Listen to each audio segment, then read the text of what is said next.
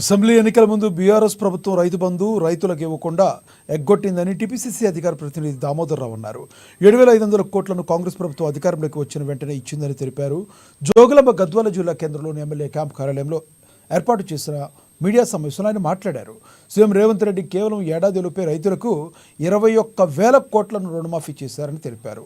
ఉచిత బస్సుతో ఇప్పటి వరకు కూడా 3,200 మంది లబ్ధి చేకూరిందని, రాష్ట్రంలో ఉచిత బస్సు ప్రయాణం వల్ల 1 కోటి మంది మహిళలు సంతోషంగా ఉన్నారని తెలిపారు.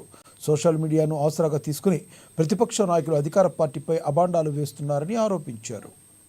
రేవంత్ రెడ్డి గారు ప్రభుత్వం తీసుకున్న నిర్ణయాలు 54,000 కోట్ల 830 కోట్లు 54,830 కోట్లు ఖర్చు చేయడం జరిగింది. సాగునీటి రంగానికి 10,000 కోట్లు ఖర్చు పెడితే 21,000 కోట్లు మీరు రుణమాఫీకి ఇచ్చినాము. 7,500 కోట్లు వాళ్ళు ఎగ్గొట్టిన రైతు భరోసాను ఇచ్చినాం. వాళ్ళు రైతు బంధు అని చెప్పేసి 5,000 రూపాయలు ఏదైతే చెప్పినారో ఎలక్షన్ పేరు మీద అని చెప్పేసి అది అయితే ఎగ్గొట్టిలో ఆ 7,500 కోట్లు కూడా మేము వచ్చినాం. అంటే 7,500 కోట్లు స్ట్రైట్గా 21,000 కోట్లు రుణమాఫీ చేసేసి 54,000 కోట్లతోనే మా రైతు ప్రభుత్వం రేవంత్ రెడ్డి ప్రభుత్వం అనే విషయం మేము ప్రజలకి ఆల్రెడీ చెప్పడం జరిగింది. ఇక రెండొక విషయం, ఏదైతే గవర్నమెంట్ మేము డిసెంబర్ 7 నాడు వచ్చిన తెల్లారి ప్రారంభించిన పథకమే ఆర్టీసీ మహిళలకు ఉచిత బస్సు అని చెప్పేసి పెట్టినాం.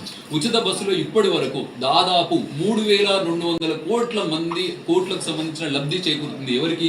మహిళలకు. ఇక్కడున్న మహిళలకు ఆల్మోస్ట్ 1 కోటి మహిళలు ప్రయాణించారు. 1 కోటి మహిళలు అంటే ఈ ఎవరైతే